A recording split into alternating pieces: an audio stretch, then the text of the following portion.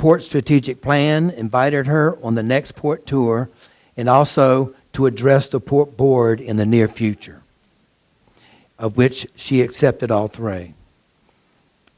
Lastly, we conducted the second port tour this past week, and our list of wannabe tour participants is already filled for the month of March. We begin this tour with a breakfast presentation in Gretna and then get boots on the ground to see the sites that are depicted in the strategic plan. It was very well attended, and we had 3 board members attend as well, as also some assorted community leaders. Our next port tour, as I stated, will be in March. Mr. Chairman, subject to your questions from the board or from our audience, this concludes my executive director's brief. Thank you. I don't have any questions, comments. Does anybody? Ms. Williams? I just want to make a comment. I participated in the tour this week of the port, and it was very informative. And I want to congratulate Sandy and his staff on a job well done. There's a lot of potential for the port coming down the pike, and hope it all comes to fruition. All right. Thank you. Anyone else? Yes, yes, Mr. Chairman. I, too, attended the tour, and I was excited about the entire deal.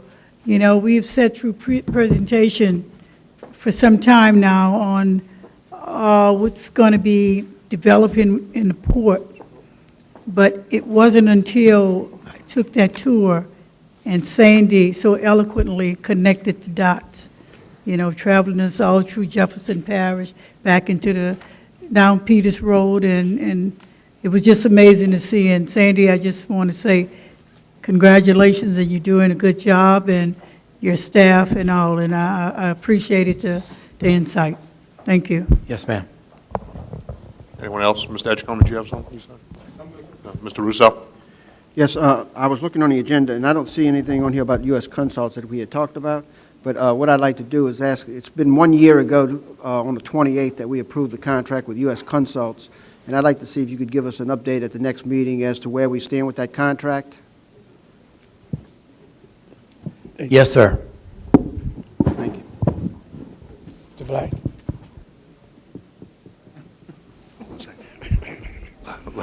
I got you. Just let him Okay. answer this question.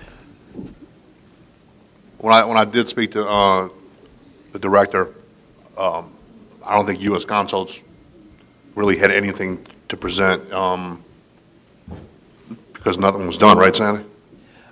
I can report if you Yeah, go ahead. like a quick and dirty, Mr. Roussel.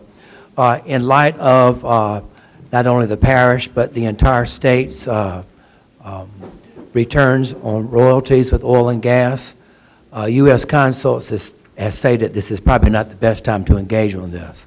But if you would like for them to come and make a presentation, I will certainly invite them. Is the contract then voided, or what are we doing Well, with there the contract? never really was a contract, so to speak. They only got paid when they produce. But they were going to do an analysis with some of the companies that will be dealing with the gas, oil and gas royalties, and come back and report. But they just stated in light of what's happened here in the state, it was not a very good time to introduce Well, this. since it's been a year, is it fair enough to say, to have them halt anything until they come back before the council? And the council can make Yes, another sir. If we were determination? to engage, we would have to get permission from the council again. Okay, is that fine? Well, I have the agreement here, so this agreement wasn't signed? I can check the file. It was signed, but Well- as far as them pursuing it, they decided that the timing, again, based on what's going on in the state and the parish, it was not a very good time to introduce this. I know, but my only concern is that if we signed a contract and it just hangs out there, it's a professional service contract, and our professional service contracts have a lifespan of 2 years under our charter.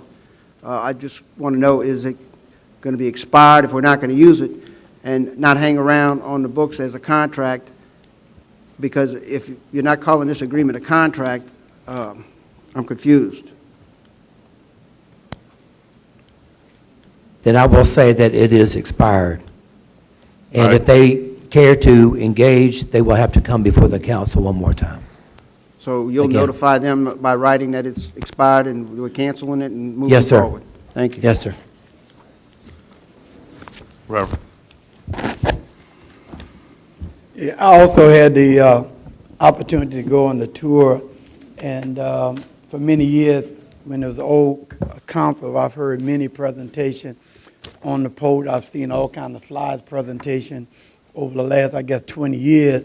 But I was impressed before the tour because as I crossed the ferry, I've seen a lot of ships dock on the east bank of the river with stuff unloaded, and so that made me feel good. But after going on the tour, I really had appreciation of what the port is doing, and whether I'm around at that time, because I'm 64 years old, and some of the stuff that the vision for this port probably take place when I'm dead in my grave. But it let me know that the parish is in a good position for doing some great things for the parish. And I had the opportunity to go to the PAPI meeting last night, and I was sitting at the table with Senator Troy Carter, and I had to make sure Sanders was on his job with all the stuff he was telling us on the tour, you know, all this wonderful connection. And I want to say Troy Carter really talked everything you told us about. He verified, let us know that it is something that all the legislature in the state looking at the Peters Road project and stuff. Because one of the things that he said on the tour is that we can't do anything with Belchester Tunnel, none of those things until Peters Road is dead. And that stuck with me. So anyway, he verified. And then on last night, when the governor called him out again, it let me know that we're in a good position now. But there was one bad thing about the tour I didn't like. And I must say that. I went over to Woodland Plantation. The best bread pudding you could taste, and I got a little small bowl, and I couldn't get a second.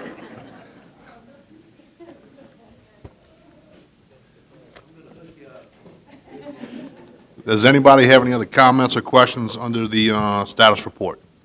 If not, we'll move to business advertisements. We have none.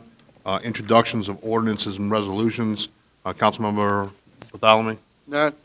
I have one, a resolution authorizing Maynard Sandy Sanders as Executive Director of the Plaquemines Port Harbor Terminal District to enter into a cooperative endeavor agreement with the Plaquemines Parish Sheriff's Office, granting the authority and providing guidelines for the use of the mobile communication center and otherwise to provide with respect thereto.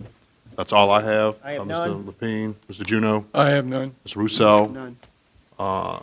Ms. Salvant, Mr. Edgecombe, Ms. Williams. All right. We will move to item 7D under new business. I'd like to bring up Captain Bob. I'll go ahead and let Ms. Marcotte read out the item, then Mr. Sanders, you can just do the introduction. Presentation by Captain Michael Bott, newly elected President of the Crescent River Port Pilots Association. Councilmember Black. General? Ladies and gentlemen, I would like to introduce to y'all the recently elected president of the Crescent City Pilots, Captain E. Michael Bott. He was born and raised in St. Bernard Parish, and before becoming a river pilot, he had extensive maritime background in the Mississippi River for 18 years. In 97, Mike was commissioned by the state and started his 20-year career as a river pilot for the Crescent River Ports Pilot Association, and he's worked closely with all segments of the region maritime industry, as well as the Coast Guard and the Port of New Orleans. He's been a member of his association board of directors for 8 years, and in December of 2016, the association saw fit to elect him as their president. So, Captain Bob, thank you for joining us today, and we look forward to your presentation. Thank you, Mr. Sanders. I appreciate those kind words. Good afternoon, Council. Thank you for allowing me to come present, and appreciate the President and the Port Director. My association, I'm Michael Bopp, and I'm part of the Crescent Pilots Association. And we're one of 4 groups in the state of Louisiana. And there's one group that's in Calcasieu and Lake Charles, and you have the Associated Branch Pilots, who are called the Bar Pilots. They're in Plaquemines. Then our group is the Crescent Pilots, and then you have the Baton Rouge Pilots. So our group, we're 109 years old right now, and we've been piloting ships on this river for a very, very long time, and probably about 3/4 of our route is in the Plaquemine Parish. Right now, we have 114 pilots, and we're having record business right now. We could hardly keep up. So we have 3 apprentices that are about to be commissioned in about a month or so, and we have always facilitated helping the Plaquemine Parish get economic development on the river. I was just on the phone with the president of Lake Charles just a little while ago, and I'm just in awe at the development that's happening in Lake Charles. It's $114 billion of infrastructure going on in Lake Charles. And if Plaquemine Parish could just get a fraction of that, it would just, they don't even have housing in Lake Charles to house the construction people. So this parish is ripe for development. You have a lot of land and a lot of places where you can develop facilities. And you have a God-given deep water port right outside this door that doesn't have to be dredged much other than certain places. And I understand President Trump has, on the 7th list of his 50 things that he wants to do in Louisiana, is deepen the channel to 50 feet, which will be so beneficial for Plaquemine Parish, because you got ships coming in from the Panama Canal, and they're going to mostly go into the Gulf region, and we're primed to be there. So, the pilots, anything y'all need from us, anything to help you sell the port, we're there, because that's our bread and butter. So I don't have much else to say. I do have a video, if you allow me to show it. It's pretty good. And it kind of tells you what we do, because a lot of people don't really know what pilots actually do. It's kind of a closet case industry, but I'd like to show it if I could. Thank you, Captain. I Is that appreciate okay? it. Is Does that anyone, okay? before you show the video, does anyone have any questions, or you want to wait any till after? questions? Would you rather wait till after the video, Captain, or Sir? would you rather wait till after the video to Yeah, if answer you any want, questions? yeah. All right, show the video first, and then we'll open it up for any questions.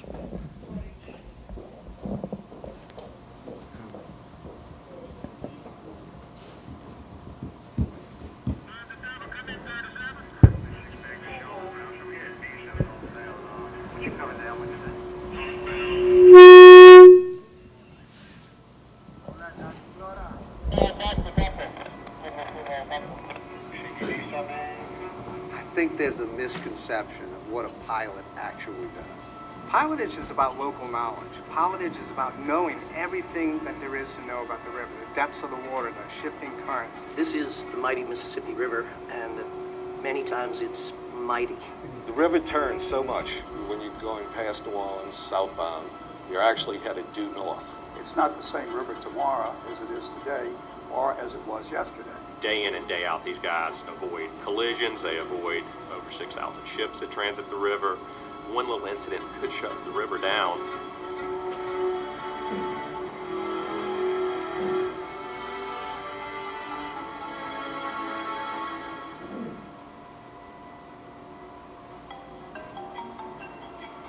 Pilotage, as I know it, has been existing on the Mississippi River since the early 1700s, where it was a loosely applied trade more than a profession.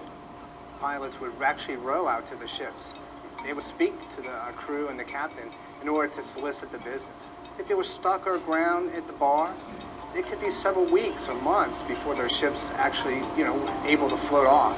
So it was lost cargoes, and that cost the industry huge amounts of money, even back then, even in the 1700s. Louisiana acted in that regard in 1837, and they created a structure that provides for oversight of fees and cost of pilotage, paid for by the ship owners and operators. There are no taxpayer dollars that are used for any economic activity for pilotage services. The Crescent pilots were granted the franchise right in 1908 to have exclusive authority to pilot from Pilottown to and from the Port of New Orleans. Pilottown is a community right above the head of the pass of the Mississippi River. And in the day, pilots all lived at Pilot Town because that's where the ships would come in. They always needed a place to sleep and rest for their next assignment. And today, Pilot Town has been redesigned to include a hurricane-resistant pilot station, which allows pilots the ability to resume operations after any weather event. Since 1908, Pilot Town has helped the Crescent pilots serve the maritime industry, and we still operate right out of Pilot Town. Pilotage is very specific to that geographical area. Many of the captains that come to our port on foreign ships have never been here before in their entire life. They're used to transiting the ocean in very, very large open bodies of water, but here in the river it's very unusual for them to have any local knowledge about the Mississippi River, much less do their own navigation.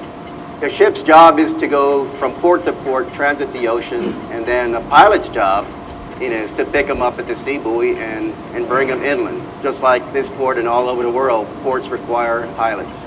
You climb the ladder, go to the bridge, you greet the captain, and what we have is a master-pilot exchange. And what that consists of is the pilot explains the details of the route, and in return, the master explains the particulars of his ship. From this point on, the pilot assumes full navigational control. Through specific rudder and engine commands, he carefully directs the pilotage while closely monitoring the position, speed, and set of the vessel. All the time in a radio talking to traffic. I'm thinking about something I'm going to incur in 10 minutes, and I'm thinking of what I'm going to incur in an hour and a half. It is the mighty Mississippi, and it's been called that for hundreds of years. It's feeding the greatest economy in the world. This river is to navigate, and there are so many challenges from the mouth of the river all the way to Baton Rouge that unless you have that knowledge, it's just not even an option to not have an experienced pilot on board. If the river stops for any reason, the economic impact to the nation is $300 million a day, growing exponentially after the third day. One of the primary duties of pilotage is to ensure that there are no maritime incidents that could spoil that environment that's so dependent on the seafood and wildlife and the ecosystem that we have in Louisiana. So the value of uninterrupted maritime commerce is inextricably linked to the Crescent River Port pilots and their ability to safely navigate that 100 miles of the river from Pilot Town to New Orleans. Some of the vessels that they handle are cruise vessels, which are 1,000 feet long and have 5,000 people on board. 1,100-foot long container ships. Port of New Orleans handles about 650 to 700,000 containers a year. 60% of the grain leaves the United States, leaves to the Mississippi River. 20% of the petrochemical products come and go on the river system. And you also have forward, high river, strong current, multiple vessels on the river at any given time. It's something that the public really doesn't quite understand. They don't see it because the river's invisible to the public to a great degree. Well, you know, the Port of New Orleans is not a New Orleans port only. It's not a Louisiana port only. It's a port of national significance. It's why the White House called here 5 hours after Katrina wanting to know what we needed. The nation relies on the Port of New Orleans. The nation relies on all of the vessels and the pilots bringing those vessels to dock and to berth here. I attended the United States Merchant Marine Academy in Kings Point, New York. As an officer in the United States Naval Reserve, along with being a pilot in the civilian world, I and others like me formed a rotation that provided pilotage service year-round to the war effort in Kuwait. There's always a balancing act between economic efficiency and safety. A pilot's job is to move cargo from point A to point B as efficiently as possible, but we need to do so safely, while at the same time meeting the needs of industry. Ships don't wait for the pilots. Ships move 24/7. They never stop other than to, get additional cargo, go to the port, go to the berth. We have to be ready on a short notice to be there and to provide our skills as a pilot. Foreign vessels transit the ocean and keep a separation scheme between other vessels of 3 to 5 miles. When they enter ports around the United States, and in particular the Mississippi River, the close proximity between other vessels are sometimes less than 100 feet. As a Crescent pilot, we check our body boxes in the maritime industry. We go through shallow water, we go through narrow channels, we go through locks, bridges, and it all comes down to our training, our continuing education, our constant monitoring, our constant working with other agencies, working with tugboats. They communicate with us whenever a ship comes in and gets close to a berth. They are talking to our tug captains and our linemen to position the ship safely and efficiently, dock the ship or undock the ship. We work in an environment where it is impossible to eliminate all risk. Mechanical malfunctions, hazardous cargoes, miscommunication with foreign crews, fog with zero visibility, high river stages, severe winds, minimal clearances above and below the vessel, all regular concerns for pilots. 99.9% of the ships we get on a foreign flag. And being a woman, sometimes when I walk aboard a ship, they kind of look at me hesitantly or, not too sure. And once I take their ship 90 miles down the river and I'm on board with them for 6 to 7 hours, by the end of those 6 to 7 hours after I've, met traffic, docked or undocked their ship, you can see the look in their eyes change because they can see that I know what I'm doing. A 99.9% safety rating doesn't happen overnight. It takes practice. I had to ride 840 ships or so. There was the Coast Guard examinations. Then there were tonnage requirements, changing jobs, working on different boats, all the while testing with the Coast Guard to get the upgrades, and it wasn't easy. I was on the levee for the eye of Katrina right here. Water was washing over the levee, driftwood. We ran up here real quick, snapped a few pictures. The next day, we had a radio, and we started hearing about some ships were aground, broke loose from their moorings, and we had a few pilots got together, and we boarded the ships, pulled some off the bank, and we did this for quite a while. Not a whole lot of rest. As whatever ships were priority that needed help, we found out about it through the tugboat companies, through the other pilot groups. We'd go get them, untangle their anchors, get them off the rocks, whatever had to be done. Yeah, so I'm growing up in New Orleans. I was 18 years old. I started actually right here at Smith's Fleet. Got my first license when I was 21 years old. Started working as a captain on a tugboat and ultimately became a pilot. I have respect for pilots not only in the Mississippi River but all over the world because I know what comes with being a pilot.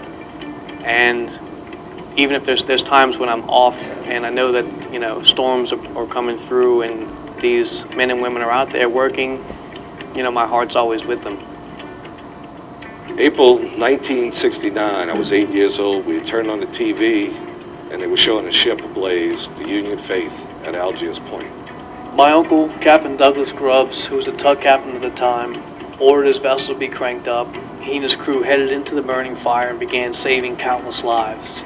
My father grabbed his radio and ran out the front door and was like, "Where are you going?" He goes, "They're picking me up. They're grabbing a bunch of pilots. We got to get the ships away from the docks. The river's on fire." And we kind of watching this carnage. And he was running right into the middle of it. The pilot on the motor vessel Union Faith, Captain Kenneth Scarborough, ran up to the front of the ship to let go of the anchors, and as it was sinking, lost his life. It was a selfless act, and in those situations of extreme danger, when you're asking someone to get themselves in a position that can be compromising for their crew, I have a respect and admiration for that, and Captain Douglas Grubbs, who was part of the rescue, was ultimately awarded the Coast Guard Gold Life-Saving Medal and became a river pilot himself. I work alongside a small community of highly skilled mariners that are very intimately connected to their rival. And in these rare instances, when a ship is in distress, you really want a state pilot on board. The Crescent River Port Pilots Association provides service 365 days a year, 24 hours a day, 7 days a week. When it comes to the training of the pilots and the proficiency of the pilots on the Mississippi River, you get what you pay for, and we have the best. Pilotage is more of an art form than it is a science. And when you do it for 107 years successfully with a 99% safety record, to protect the environment, the public welfare, and to support the economic engine that maritime commerce provides for this country, I can say that you have succeeded in your mission.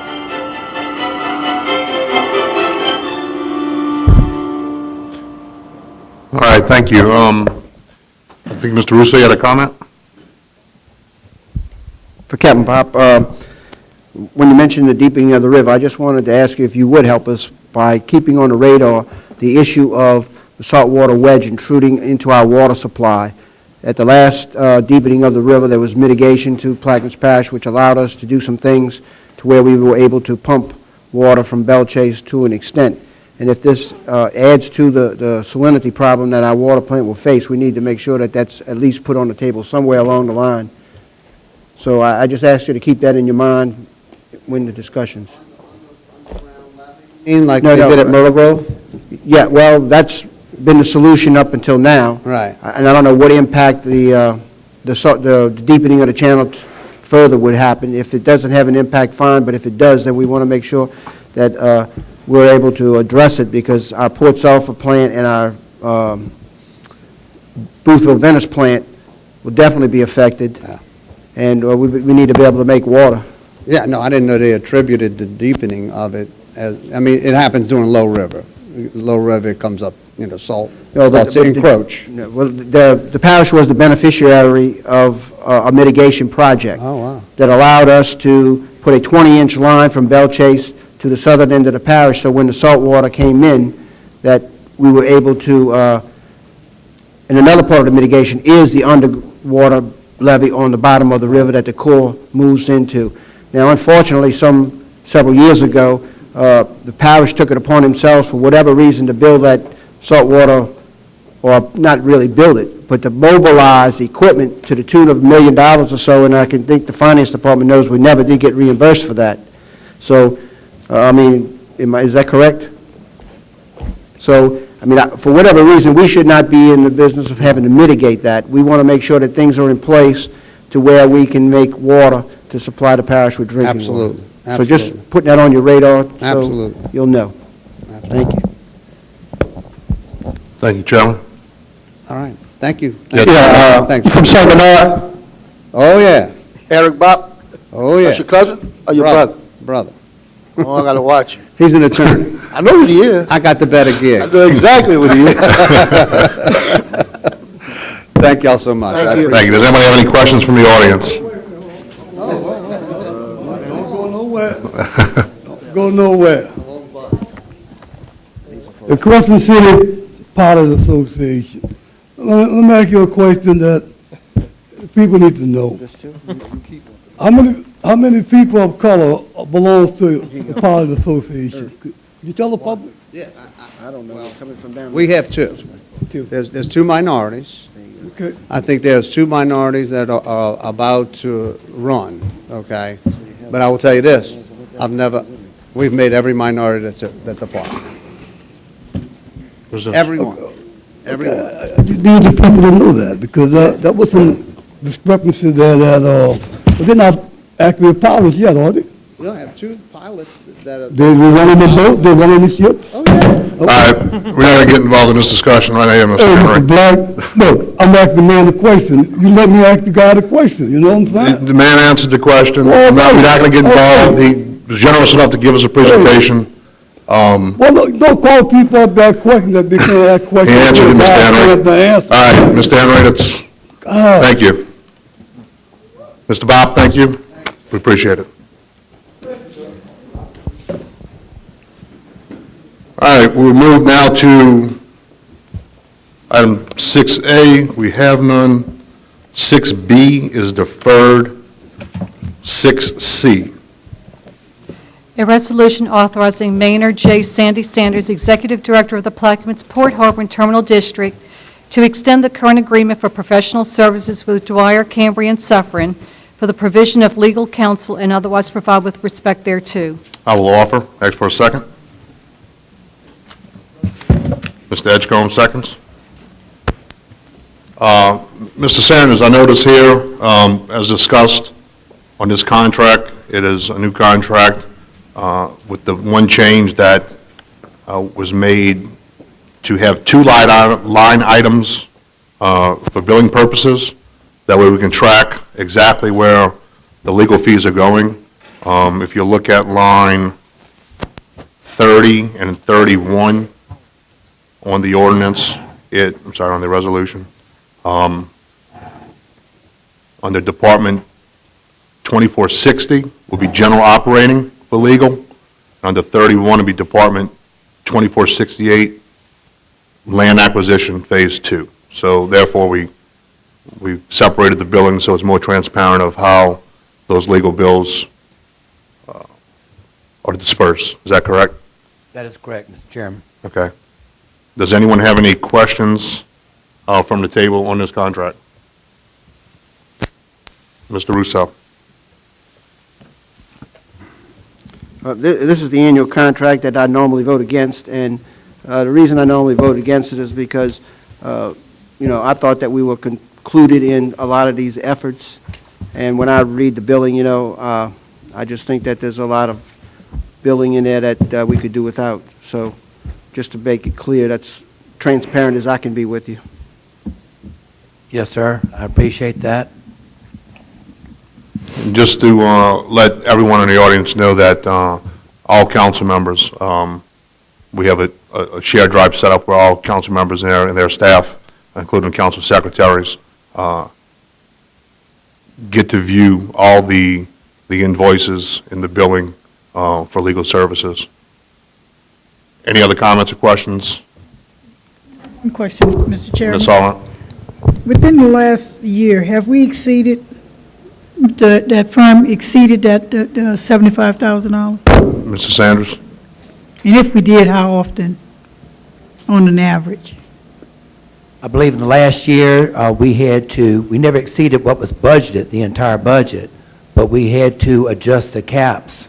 And we put the caps in there, so I, as the executive director, would have to report to the board on where we are with the legal fees. But as far as the entire budget, no, ma'am, we have not. And the budget that was adopted on December the 8th, on line 2460, general operating budget, we have legal support for general for $125K and legal support for tariffs at $15K. And we're also, as the chairman said, we're breaking out also land acquisition phase so we can track that better and have better transparency, and that legal support general is for $150K. And now that we have separated the line items, you think it would be, the transparency would be a little bit better, that we won't, and then in most cases, we won't exceed the budgeted amount? Well, we haven't exceeded the budget amount, but we have come close to the caps that we had to, come back to the board, and that's why we put the caps in there. So I'd have to come back and report to the board that I'm hitting the cap and the reasons for that. Okay. But as far as the So amount that's if we're making budgeted, we have not- adjustments, we are exceeding the caps, is what I'm actually saying, if we're doing the adjustments along the way, right? Yes, ma'am. But again, the cap is, we budgeted, let's say, 100, and we put a cap at 50. So when I come close to that cap, I still have 50 that I can use, but I have to get permission from the board to go over that cap. But, so we don't exceed the amount, but I have to report that I am going to hit the cap. Okay. Mr. Russo? I'm sorry. The problem is, the cap doesn't really mean anything because we have exceeded the cap in the past. And, it's reported to us that we've exceeded the cap. And so I think the cap is just good for conversation because the targeted budget is what is usually expended. And I noticed that with most consultants, if there's $300,000 there and they add 290 at the end of the year, you can't get much closer than that except for the final billing that may go over the cap, or we'll have to do it again. So that's my concern. Once the targeted budget item is there, that's what we go by, even though we talk about a cap. It sounds good, it talks about transparency, but it has never held.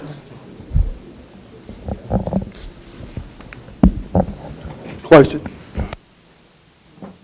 Mr. Batali? Yes. You ever consider about putting an attorney on staff to hire somebody just for the port itself, rather than having consultants? I think we might break even better off. Ever thought about that? I have thought about that, I also have a lot of experience with that from my former job as a deputy port director at Corpus Christi. And we looked at that quite often. There's pros and cons to having a staff attorney and then a one-on-one contract.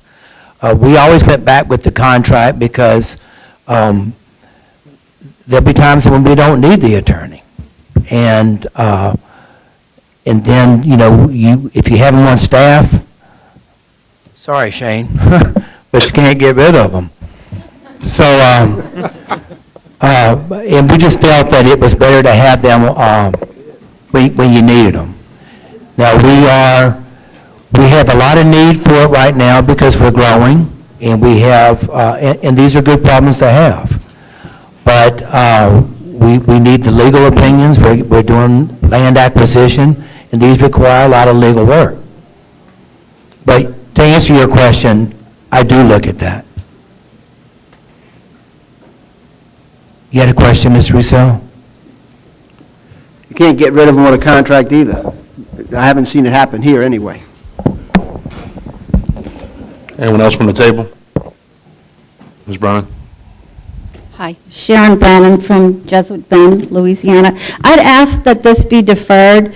In the session that we had yesterday, and I applaud the 4 council members that were there for the discussion, we talked about how our charter, one could read our charter to say that the port really should have stayed under the auspices of the council and the president and not be separated out. And as we move forward and talk about reorganization and duplication and redundancy in office, to have a finance department for government and then a separate finance department for the port. Have legal for government and a separate legal for the port. So until our new president has a chance to go through with the reorganization and with his suggestions on how he sees his term moving forward, I would ask that we hold off on entering into any contract that binds us, and that would continue to be a redundancy in services. All right, thank you. Any other comments from the audience? Mr. Lawrence? Warren Lawrence, 120 Timber Canal, Myrtle Grove. Just a question on how long has this contract been in existence, and has there been any path taken to try to get a view from other professional services to do this same product? I'm going to go ahead and defer that to Mr. Sanders, but I will say that just in that type of work, I would say the institutional knowledge is paramount to providing that service. But I'll let the director elaborate a little bit further. Prior to my arrival, I know that the port did use a different counsel. Since I've been here, we have used Wire Cambry. And to echo the chairman's comment, it's the institutional knowledge that if I were to switch, I'm going to have to spend a lot of money, quite frankly, getting another attorney and that firm spun up on what I'm doing. So it's a two-edged sword. And my comment to that would be, I guess, is just like you couldn't get rid of your own attorney, you can't get rid of the one you hire because he's the only one who knows what you're doing. The other thing I would ask is the total of the contract with that firm is going to be at $300,000 separated into 2 brackets, $150,000 for land acquisition. I mean, yeah. There's a 154 land acquisition in the legal support general, and there is in the general operating budget, there is 125 for legal support and additional 15 for legal support regarding tariffs. Okay, so I'm sorry, I had 75. Okay. And in that case, last year, you didn't separate it out? No, we didn't have it separated out, and our experience shows that to track better the expenses with regards to exactly what we were doing, we put in a new line item budget so we could track it better this year. And what was last year's land acquisition amount of money paid to this firm? I would have to look that up for you. All right, thank you. All right, anyone else from the audience or anyone else from the table? With that, we'll open the machine for vote.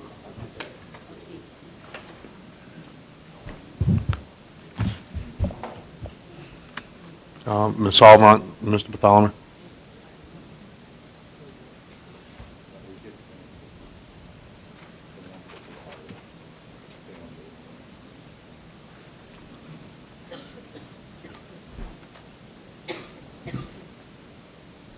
Let the record reflect that it is, I can't even barely see with these glasses on. Yeah, we have 4, we have Councilman District 2, yes. District 3, yes. District 8, yes. District 9, yes. District 4, no. District 5, no. We have 2 abstentions, District 1 and District 7. Let the record reflect that the ordinance fails 4-2-2.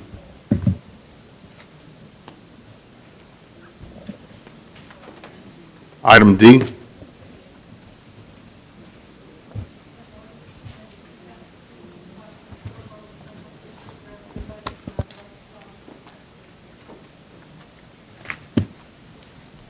I'll offer. Second by Mr. Edgecombe.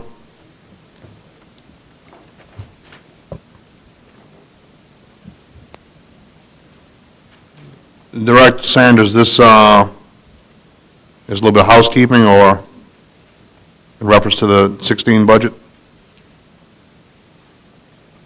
Can you give us an overview? Yes, sir. You are correct. That is a housekeeping budget. When this maintenance contract for this communications equipment came about, it was the port had to share in the cost of 25%. We were able to secure our match from the state with the Lower Mississippi Council for Security. So we have to amend the budget to accept that match money from the state, which is a little north of $89,000. You have to be exact, $86,272.41. So this is a good news item. We are getting our match money from the state. All right, thank you. Any comments from the table? Any comments from the audience? Hi, Sharon Brannon again, Jesuit Bend. With regard to revenue, and I don't see what you're looking at, but I would like to know that how much interest revenue have we made on the $10 million that Venture Global has already given the parish? We've been told that there's been a $10 million,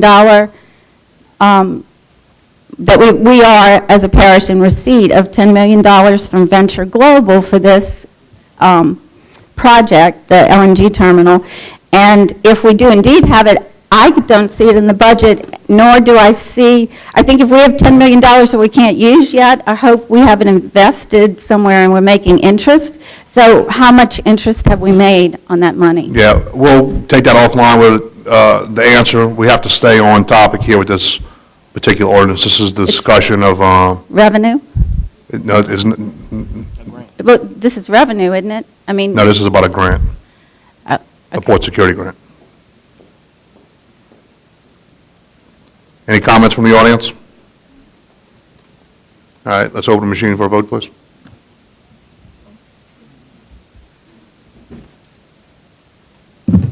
Let the record reflect 8-0 in favor of.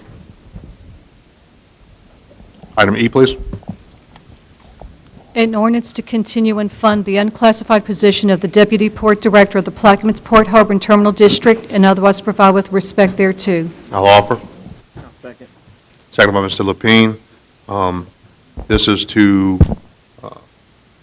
reset the salary for the Deputy Port Director, and that was just vacated by Mr. John Pennison, so the Director can go out and begin a search for a replacement. Director Sanders, we'd like to elaborate a little bit further on the position and the salary. Yes, sir. It is indeed a proposal to be sent out to replace John Pennison's, a person for John Pennison's position. I have a proposed timeline for the Deputy Port Director, and also I went to the 5 lower ports on the Mississippi River, the Port of Greater Baton Rouge, Port of South Louisiana, the Port of New Orleans, and St. Bernard Port. Got copies of their citations for that position. I also took the old verbiage from John Pennison's position and came out with a new verbiage of what we were looking for. This individual is going to be more of a chief of staff type person. I requested from the AAPA, got their survey on compensation and benefits, and the average for this position, particularly in this is just the Gulf, is, bear with me, 160-ish? It is 162,886. I propose that we advertise this at 120. That's the mean average. Propose advertising this at 120. As is my contract, I had to have it for 3 years to prove myself and also to have an incentive. I will work with the board to provide some incentives for that individual who does take that contract to bring him up to an average pay for that position if his contract is renewed. The timeline that I have devised for this this was introduced on the 12 January 17 meeting. Today, I'm looking for a vote of approval. Tomorrow, we will begin advertising this position with the American Association of Port Authorities, the PAL, which is the Port Association of Louisiana, and also with the Civil Service. I will give this a full month to, as a closing date, 28 February, for all application submissions. And then the month of March, I will narrow those submittals to be interviewed. We will conduct interviews and make recommendations to the full board through the Port Committee. I will be working with the chairman on how he would want to conduct those interviews. Obviously, we want to use our board as was done when I applied for the job as executive director. By 13 April of 17, I would like to introduce the resolution to enter the contract with the board chairman and the selected person for that job. At the end of April, the board vote for approval of that individual, and that individual would start on 1 May of 17. That would be the target start date. So we've got a long road ahead of us, but that is the track that I see us taking. All right, thank you. Mr. Juneau? Yes, sir. Mr. Sanders, Yes, sir. I cannot vote for that $120,000. I think you should go ahead and try to get a new director with the same salary that Mr. Pennison had, have him on probation for 6 months, and then after 6 months, if he proves himself, then come back and we can vote on it. But I cannot vote for $120,000 for a deputy director. I'm sorry. Any other comments from the table? I just have a question. You mentioned civil service. Do you see that the potential for a deputy director coming from within the workforce? No, sir, but Mr. Pennison said when they did his job, and also with mine, that civil service assisted them. So I would ask for their assistance. Yeah, background checks, et cetera. And so this will be a contract position? Yes, sir.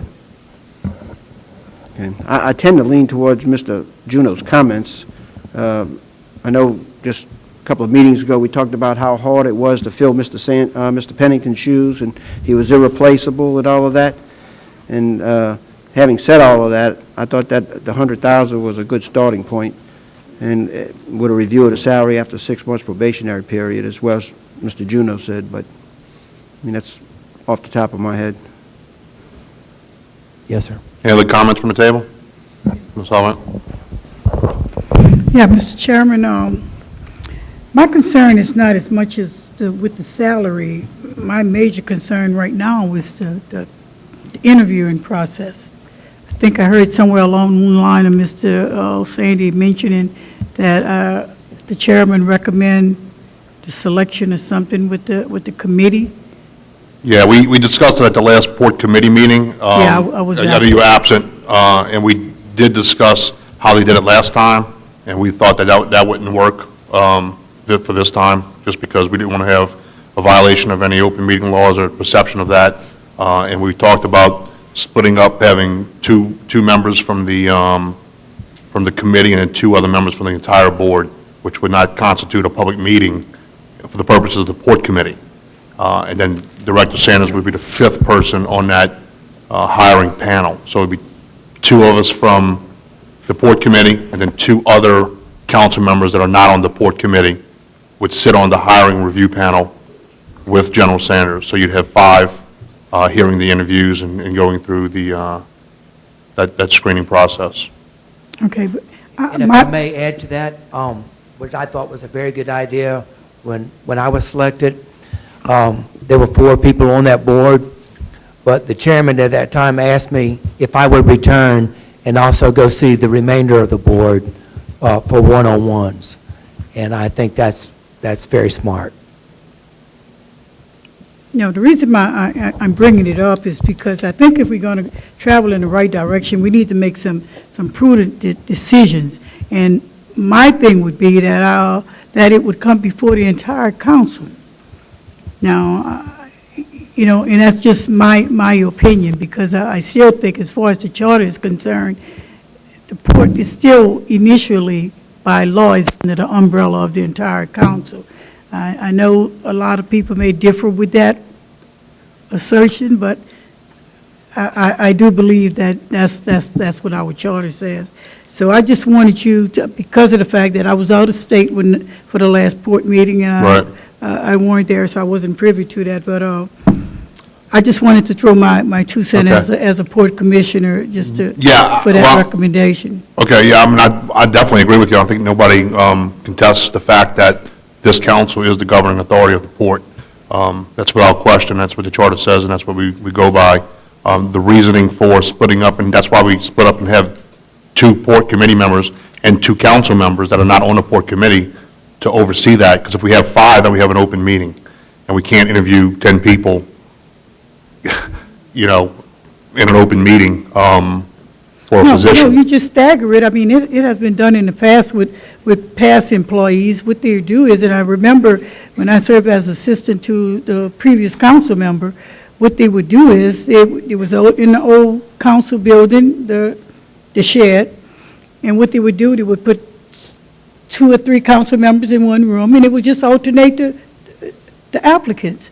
They would roll from one section to the other, whereas you're not in one contained area, and you would not violate the open meeting laws. Yeah. But that's only a suggestion, Okay. and I Yeah. yield my. All right. Yeah, we discussed a lot of options at the last committee meeting, and that's kind of what the 3 of us had came up with, but any other questions from the audience? Mr. McCall? Mr. Chairman, I think we ought to look at the situation that we're in. Our executive port director has been on the job 3.5 years. He's cost the parish in excess of $18 million, and has not returned $1 to the parish. Now we're going to have some executives that's going to be with him? Are you serious?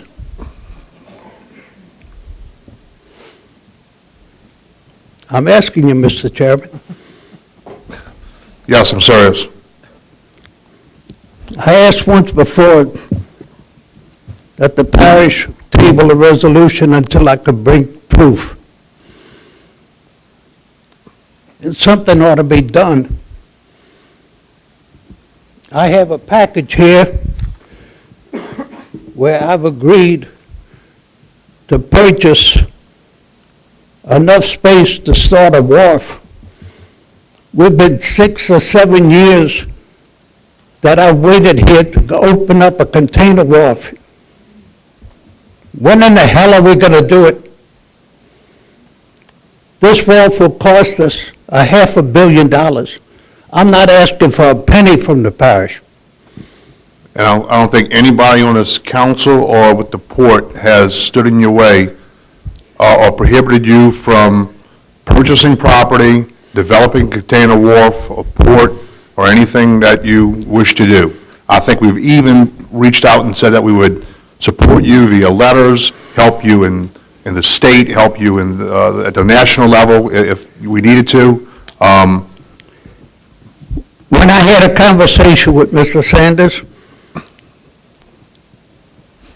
I told him that the Amex Wharf was the best place, and I complimented him on bringing in investors over there to look at the Amex Wharf. And he told me, he said, we can't do nothing about it because the Dreyfus Corporation owns it. Okay. And I just need to get back on track on the position of the deputy port director. Let me, I know I can't let you. I'm going to ask you right now to table it. Go ahead and take your vote on that. Okay. Next. Hi, I too would ask that this be tabled again for the same reasons that I gave for the previous contract. And also, I would like the port to table this, to actually show solidarity with the parish government. We're in a crisis. We're laying people off left and right. We're having services that we're stretched to provide basic services for our residents. When the late Mr. Cormier passed and Ed Terrio moved into his position, we didn't backfill Mr. Terrio's director position, just as we're asking all of our other employees to take on more responsibilities as we go through the layoffs. This council has demonstrated that themselves, and they tightened their belt. Yet, it's hard for me to watch us eat beans and the port eat steak while I don't see any belt tightening. We just 2 months ago purchased another $7 million worth of property. It's hurtful and insulting. I'm not sure if you've seen the news that we have an $8.5 billion I've seen that, and I would love to see how that figure was arrived at. When we're going to give 10-year tax exemptions, and we're going to, rather than sell the property to LNG where we can actually have some ad valorem revenue on that, we're going to lease it, so that negates any chance of ad valorem taxes. So tell me, please, how did we arrive at that number of $8.5 billion? Where'd that number come from? We're moving on with this. We're talking about the deputy port director. I asked that it be tabled, and those were my... Okay, thank you. Mr. Henry. Colonel, that $120,000, that's salary only, right? Correct? That is correct. So when you add benefits, you're looking at about $200,000. Because Mr. Pennison was making like 90, but when you add the benefits, it came to like 160. So add the benefits with that 120, you're going to be roughly at 200,000. It is what it is. Listen, I agree with Mr. Gino and Benny here. Man, we pay these exorbitant amount of salaries. This guy could be making more than the president. The guy got a whole lot of stuff on his plate. But the deputy is going to be making $120,000. The people got a problem with that, man. The people really got a problem with that. They're really struggling. And at the end of the day, I got to say, if anybody want to go to the library and look at the budget for the port, The port got these guys making all this kind of money, but you got a $5 million budget. Where in America do that work? Tell me in America what company got something like that, unless you own the company, all right. But public, we have a problem here, man. We need to address it.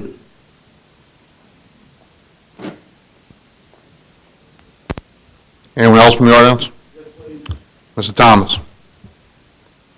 My name is Robert Thomas, a resident of Buras. I'm in that capacity today as a resident of Buras. Number one, I think it's tremendous that we finally have some industrial development going on outside of Belle Chase. You ladies and gentlemen on this side of the table, we need your help to get the jobs in the southern part of the parish, number one. Okay, number two, which one of y'all at this table in front of me would take a job for 6 months at a time? You're elected 4 years. The people are going to say, I'm going to vote for you, my representative on the council, and then let's talk about it in 6 months, see how well you do. You're elected for 4 years. No professional in this room would take a job for 6 months at a time. This has got to stop. We've got to start moving forward. They have different capacities, as the committee knows, as this council knows, within the port. Not everybody does the same thing. You get what you pay for. Do we want somebody that's going to go out there and do a poor job when they're getting a small salary? Look at the people, advertise for $60,000 and see how many applicants you get, what qualifications they have. Please, think about this. This is serious. This has got to stop. We've got to start moving forward with the greatest thing we've had, the greatest opportunity we've had in a long time in this parish. Thank you very much. Thank you. Mr. Thomas, I would like to tell you that every employee that comes into the system, under the civil service system, is on a 6-month probationary period and could lose their job in 6 months. Every single one of them, all 500. Yes, sir, and I appreciate that. But in the real world, that's not how it works, Mr. Roussel, and you know that. Well, Mr. Thomas, you live in the real world. This is the real world. I just gave you the example of what we I have thought about in in the this real parish. world. What's that? Thank you. Mr. Lawrence. Warren Lawrence, one quick thing on what Mr. Thomas said. That's a slam in the face of every public employee that's in this parish. If you get a small salary that you don't produce, you get a salary on what you're hired on, and you should produce. If you don't, you get rid of them. And I'm just saying, I'm confused at the $120,000 salary you want to advertise, and we don't have a complete figure on what is the fringe that's attached to that. Is Mr. Henry right? It's going to be $200,000. Then I'd look to compare with Mr. Peniston, well, what was his base salary and what was his benefit package as compared, if that $200,000 figure.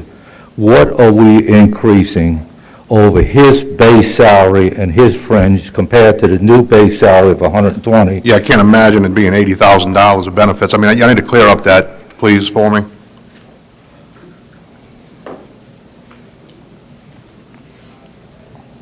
The proposed salary for, the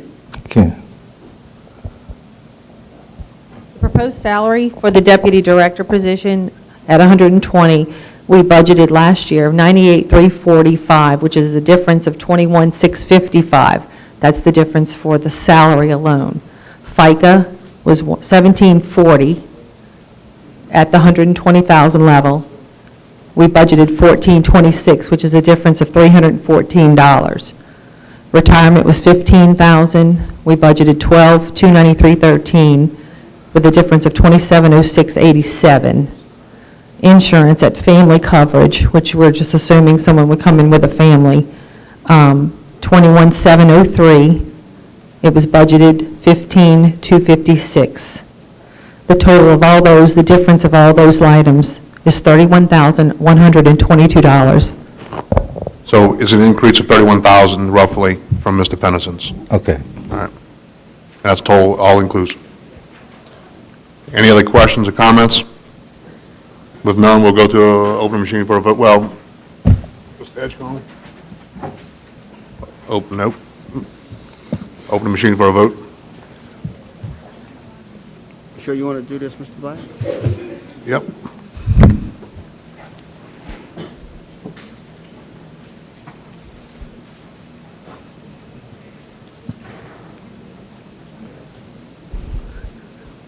Let the record reflect that Districts 2, 3, 7, 8, 9 vote yes, with no votes from Districts 4 and 5, and an abstention from District 1. It passes 5-2 to 1.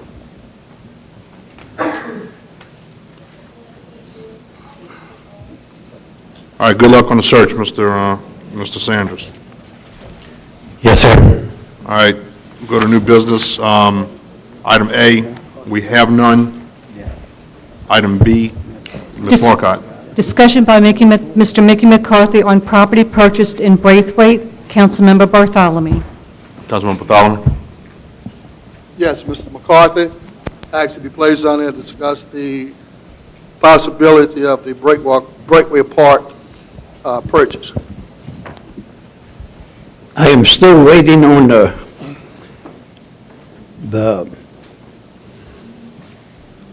appraiser to come out there and do it. Unfortunately, we called the assessor, and the assessor said there's no address to the place. And it's hard to call a man and tell him to go to a place with no address. And I told him, in fact, I have a map of the place, and I'm going to send it to him. I'm sorry for the delay, but that's what happened.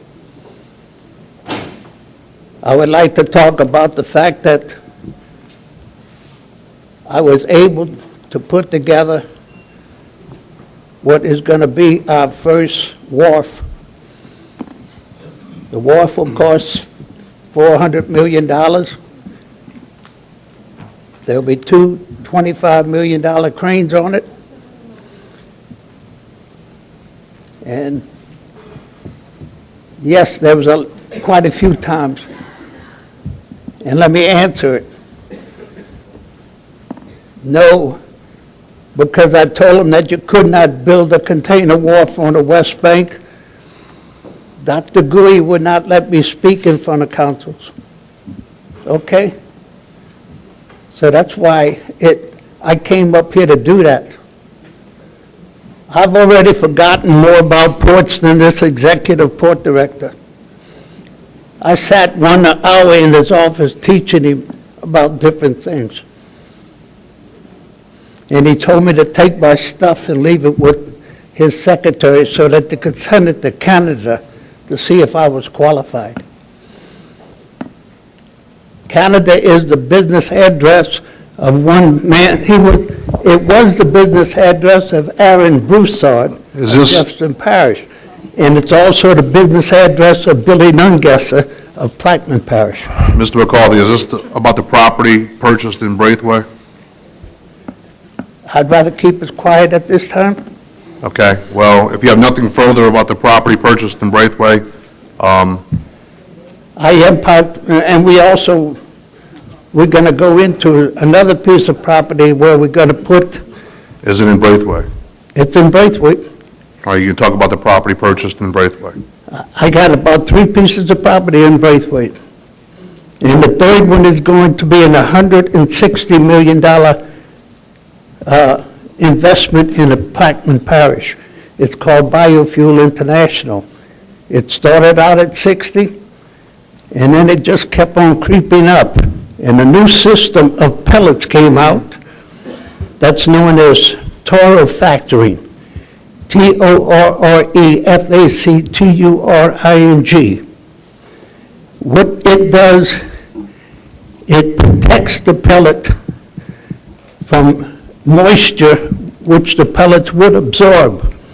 And because it has the protection of the Toro Factory, it costs another $100 million.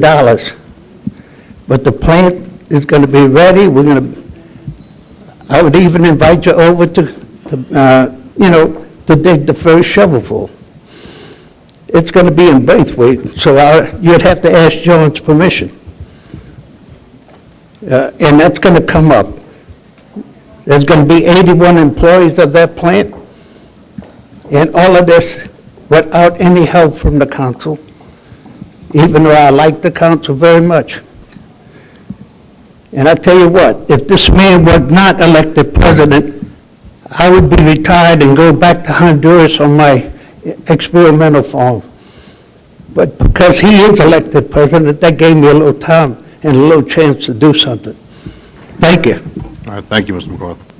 Item C, Update on Sea Point, Councilmember Roussel. Mr. Roussel. Yes, at the last meeting, we asked the director to give us an update. I don't know if anybody from Sea Point is in the audience. If not, Mr. Sanders. Yes, sir. I believe that this was prompted by Mr. McCarthy's proposal, and he stated that until he could get it built, he might have to use the Port of St. Bernard and possibly the Port of Gulfport. So Mr. Roussel correctly stated, well, we have Sea Point here on the river. They're already permitted and ready to go, so this might be an option for you, Mr. McCarthy. So we've had discussions with Sea Point for the past several months in an attempt to conduct research on their project as well as potential synergies between it and PPHTD Marine Campus development projects around Mile 50 on the Mississippi River in Plaquemines. A little background on Sea Point is a concept where a ship would come in and transload onto barges, and those barges would take the containers or product cargo onto its other destination, final destination, without utilizing land force. Sea Point believes that they are in the best position to develop a container terminal at their location in Plaquemines because they own the land, they're fully permitted, and they believe they have a solid development budget at about $200 million. They believe they can start construction tomorrow and be finished in a much shorter time frame than the PPHTD. They believe their container on barge service to railheads and destinations upriver can be more competitive than a much more expensive PPHTD facility. They also are of the opinion that the rail conductivity to the PPHTD site will be difficult, if not impossible. Sea Point requires a strategic partner to fund construction or a throughput cargo guarantee from someone to begin construction. Conversely, PPHTD has conducted a pre-feasibility on the container terminal on our proposed site, and that study determined that despite the costs, assuming rail conductivity, and with the advantages of the exclusivity agreement with the American Patriot Holdings for river transportation, that the terminal is feasible at a throughput of 150 to 175,000 lifts, containers. During the pre-feasibility, we met with a number of terminal operators and potential BCOs, all of whom put emphasis on the rail conductivity. PPHTD is currently engaged in a marketing campaign to attempt to attract a strategic partner, a beneficial cargo operator owner, a terminal operator, or ocean carrier to assist in the funding of a bankable feasibility study and the development of that project. A pre-feasibility study is one thing. A bankable feasibility study is one that could cost $1 million and $1.5 million. However, as I stated, to everyone we talked to, having the rail at the site was paramount. Therefore, Sea Point and PPHTD were both seeking a strategic partner to finance or make cargo commitments to our respective projects. We have fully communicated this status to Sea Point and have also advised Sea Point that if any beneficial cargo owner or other entity identifies a non-rail option, that PPHTD will discuss such option with them. We also advised Sea Point of a recent presentation done by Mr. McCarthy, and we would be happy to make that available to them, and we agreed that we would provide that contact information for Mr. McCarthy to Sea Point so they can determine their interests. So, as far as Sea Point goes, in your opinion, is it a viable option?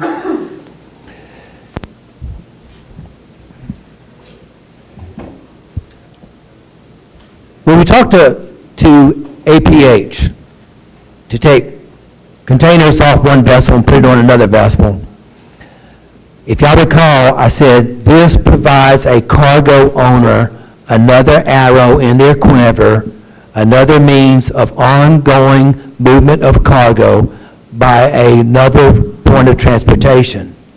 But not all cargo is going to go up the river. Some cargo has to get on a rail and go inland. And Sea Point only offers that one option, whereas what we're proposing is one where you take it off a ship and put it on another ship, or you put it on a truck, or you put it on a rail, or possibly in the future you could put it on air cargo. And so that one location offers that beneficial cargo owner all those different options. If you only have one option, then every problem has to have a hammer, as the saying goes. So I do not think it is a viable option in that it only provides a beneficial cargo owner one way to do the forward movement of the cargo. And with the contract that we have with American Patriots, would it exclude them from doing their own operation? Would it exclude American Patriot Holdings from doing their own operation? Sea Point. If Sea Point was successful in acquiring an investor and decided to go into business with containers, would the contract that we have with American Patriots block them from utilizing their own barges to move the containers? No, sir. Sea Point is independent. They're individually owned, and they're free to do whatever they want. So American Patriots shouldn't be an obstacle to them if they chose No, to sir. go forward? No, sir. Okay.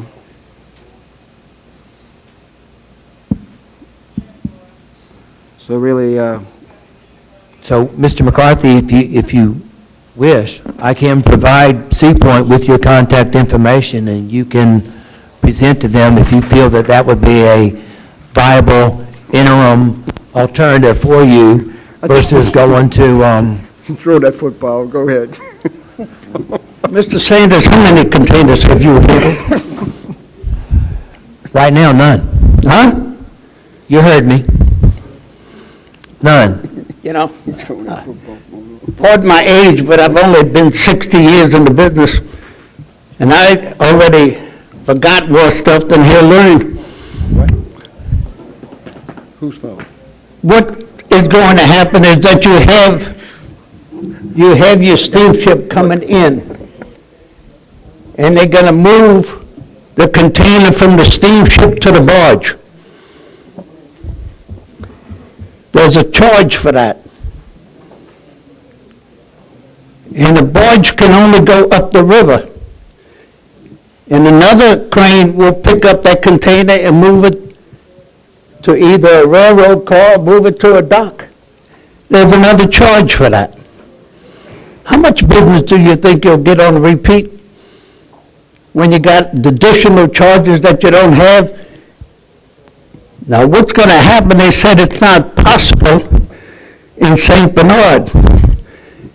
Well, a good company of a man who is very close to Plaquemine Parish, his company, Associated Terminals, will work out a system with us to put the containers from the ship to the Norfolk Southern Railroad.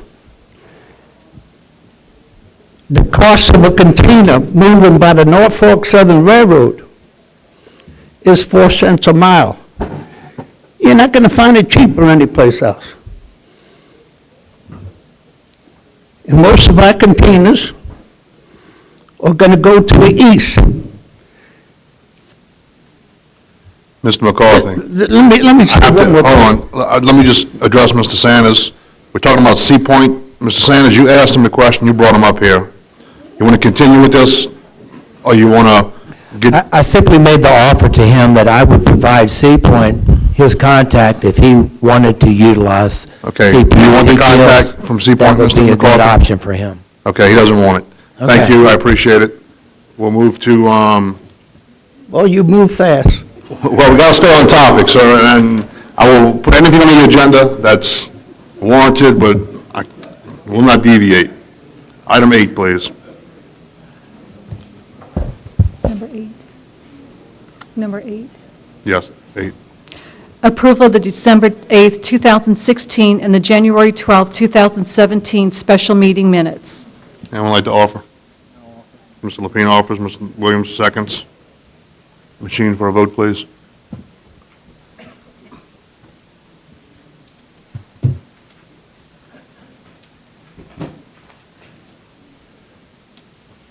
Go ahead, Jenner. 7-0. Mr. Edgecombe absent. Walk too slow. All right, do I have a motion to adjourn? Mr. Russo? Unanimous second. Go ahead, you can vote on this one. The machine is open. 8-0 on the adjournment. We are adjourned at 2:35.